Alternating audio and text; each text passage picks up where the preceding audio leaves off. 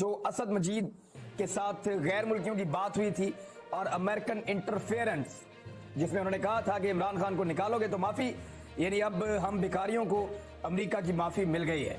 मुबारक हो, हमें भिखारियों को अमेरिका की माफी मिल गई है। जिन लोगों ने भी इसमें कोशिश की उनका बहुत शुक्रिया, उन्होंने अमेरिका से हमें माफी दिलवा दी और अब हम भिखारी जो हैं वो अच्छी जिंदगी गुजार सकेंगे, हमारे वेंटिलेटर्स कोई नहीं उतारेगा। बहुत शुक्रिया पूरी अपोजिशन का, बहुत शुक्रिया उन तमाम लोगों का, बहुत शुक्रिया उन तमाम पसे पर्दा जो किरदार थे उन सबका बहुत शुक्रिया कि उन्होंने मिलजुल कर हमें इस जगह पे पहुंचा दिया है। अब आ जाए इस बात पे कि अली मोहम्मद खान ने कहा कि 2/3 अक्सरियत के साथ इमरान खान वापस आएगा और इसी जगह बैठेगा आकर वजीर आजम पाकिस्तान बनकर। देखते हैं ये बात सच होती है या नहीं होती, लेकिन इमरान खान साहब अब कोर कमेटी की मीटिंग में अहम फैसले करने वाले हैं। अब उनके ऊपर वजीर आजम पाकिस्तान के हवाले से कुछ जिम्मेदारियां जो बहुत सारी होती हैं वो नहीं है।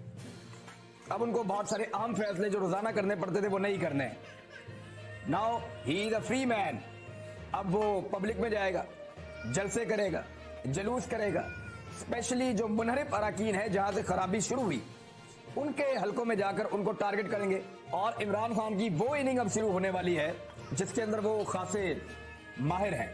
दूसरी जानिब अपोजिशन का एक भानुमती का कुंभा है और वो किस तरह ये हुकूमत बना पाएंगे ये बड़ा मुश्किल लग रहा है, क्योंकि मैंने एक चीज नोट की कल रात को, वो ये था कि जैसे ही जीए भुट्टो का नारा लगता था, साथ ही एक नारा नवाज शरीफ जिंदाबाद का लगता था, साथ ही एक नारा मौलाना फजलुर रहमान का लगता था, साथ ही कोई और नारा लगा देता था। तो हर पॉलिटिकल पार्टी जो है उसके अपने अपने नारे हैं और वो कल कंपटीशन हमने देख लिया कि तमाम के अंदर एक कंपटीशन मौजूद है। कुछ पॉलिटिकल पार्टीज ऐसा लग रहा था कि दे आर नॉट हैप्पी, उनको शायद मजबूर किया गया है कि वो जाकर उस तरफ बैठ गए हैं, लेकिन चले जाकर बैठ गए हैं।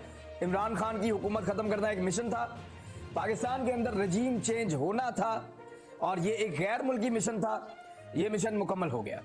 मिशन तो मुकम्मल हो गया है, लेकिन मिशन का अगला हिस्सा बड़ा कठिन है। यानी अब वो सारे काम करने हैं अपोजिशन को जो बहुत मुश्किल होंगे। यानी जब वो ओवरसीज पाकिस्तानियों के वोट का हक खत्म करेंगे, पाकिस्तान में रोला पड़ेगा, हम रोला डालेंगे, सब डालेंगे। जब वो इलेक्ट्रॉनिक वोटिंग मशीन को खत्म करेंगे फिर शोर मचेगा, सब डालेंगे। उसके बाद जब नवाज शरीफ साहब वापस आएंगे और उन लोगों के केसेस खत्म होंगे, शोर मचेगा, सब डालेंगे। मरियम नवाज साहबा का नाम ईसीएल से निकलेगा, सब शोर मचाएंगे। शहबाज शरीफ साहब ईसीएल से निकल के वजीर आजम पाकिस्तान बन के दुनिया में ट्रेवल कर रहे होंगे। फिर अमेरिकी सदर का पाकिस्तान को टेलीफोन आएगा और बहुत सारी चीजें रोजाना ऐसी होने वाली हैं आने वाले दिनों में। और जिस किस्म की कैबिनेट बनने वाली है, आप लोगों के रोंगटे खड़े हो जाएंगे जो आने वाले वक्त में होने वाला है। सदर पाकिस्तान को अपना रेफरेंस जो है सुप्रीम कोर्ट ऑफ पाकिस्तान से अब वापस ले लेना चाहिए, क्योंकि ये रेफरेंस इसलिए भेजा गया था ताकि वो इस बात का तायुन करके बताएं। लेकिन अपोजिशन बोले तो आधी रात को, या अपोजिशन को तकलीफ हो तो आधी रात को अदालत लगती है। और हुकूमत का रेफरेंस सदारती काफी दिनों से पड़ा है, बड़ा बोसीदा हो गया, बहुत दिन हो गए, उसके ऊपर फैसला नहीं आ सका अभी तक सुप्रीम कोर्ट ऑफ पाकिस्तान का।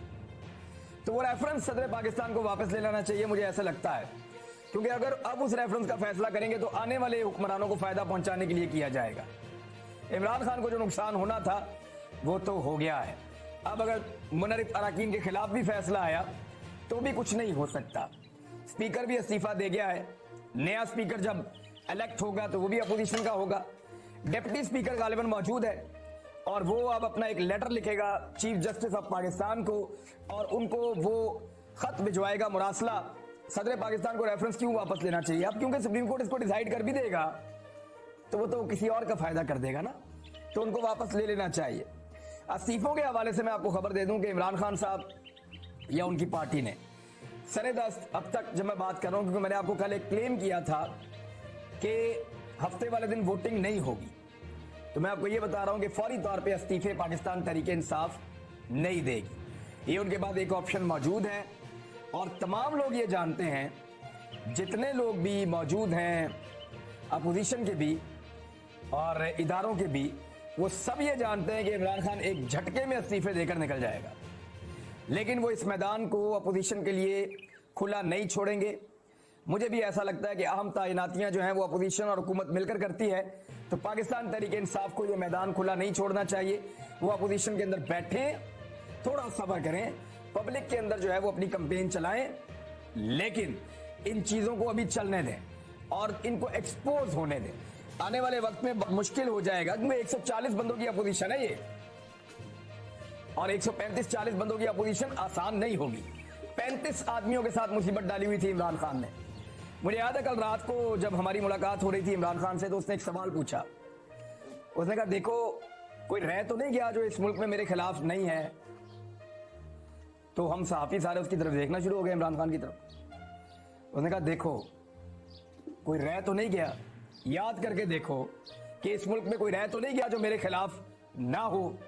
उनका इशारा इदारों की तरफ था, या जो भी पाकिस्तान का निज़ाम है उसको चलाने वाले जितने स्टेक होल्डर हैं उन सब की तरफ इमरान खान का इशारा था। तो सहाफियों में से एक दो ने कहा कि नहीं अब कोई नहीं रह गया। तो इमरान खान ने कहा कि अब ठीक है, दिस इज द टाइम। यानी उन्होंने सबको एक्सपोज कर दिया है कि जब अमेरिका चाहे तो पाकिस्तान के अंदर आदमी कैसे अकेला हो जाता है। अब कुछ चीजें जो है वो बड़ी क्लियरली मैं आपको बता देता हूं। इमरान खान ने इक्तदार में इस लड़ाई को जितना लड़ना था उसने लड़ा है। जितने दरवाजे खटखटा सकता था उसने हर दरवाजे पे दस्तक दी है। उसने एस्टेब्लिशमेंट को बताया कि पाकिस्तान के साथ ये हो रहा है। उसने जजेस को शिकायत लगाई, वहां तक आवाज पहुंचाई कि मैं आपको खत भेजता हूं, इसको पढ़िए, पाकिस्तान के अंदर मुदाखलत हो रही है। उसने सियासी लीडरों को दावत दी कि आओ और देखो ये हमारे मुल्क के साथ क्या हो रहा है, वो भी नहीं आए। उसने कमीशन बनाने की कोशिश की, वो भी नहीं बन पाया। बतौर वजीर आजम वो जितने दरवाजे खटखटा सकता था उसने हर दरवाजे पर दस्तक दी है। हर एक को बताया कि साम्राज्य आ रहा है, सबको खबरदार किया कि आजादी और खुद मुख्तारी खतरे में है। वो अपनी ताकत से और अपने असर से हमारा रजीम चेंज कर रहे हैं, हमारे यहां पे हुकूमत को बना रहे हैं और एक हुकूमत को गिरा रहे हैं।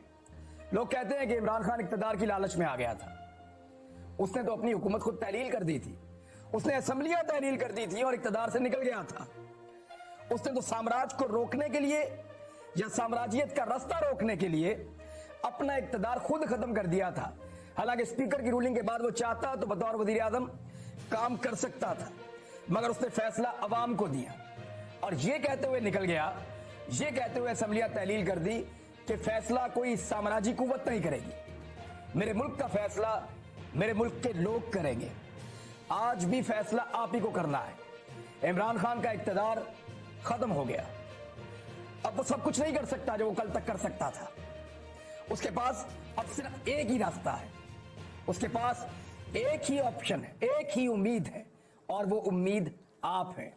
मौलाना रूमी ने कहा था कि जब तुम्हें हर तरफ अंधेरा नजर आए तो फिर अपनी जानिब देखो, शायद तुम ही रोशनी हो। तो आप अपनी तरफ देखिए। इमरान खान के पास अब एक ही रास्ता बचा है कि वो आपके पास आएगा, आपका दरवाजा खटखटाएगा। उसने तमाम बड़ों के दरवाजे खटखटाए, उसने हर दरवाजे पर दस्तक दी है, उसको जवाब नहीं मिला। अब आखिरी दरवाजा आपका है जिसके ऊपर वो दस्तक दे रहा है। अब ये आप पे मुनहसिर है कि आप उसकी दस्तक पे दरवाजा खोलते हैं या नहीं। आप साम्राज्य को कबूल करते हैं या साम्राज्यियत मुर्दाबाद का नारा लगाते हैं, या साम्राज्य नामंजूर करते हैं। यह आपके ऊपर डिपेंड करता है। देखिए, आजादी और खुद मुख्तारी की कीमत होती है, वो कीमत आपको चुकानी पड़ती है।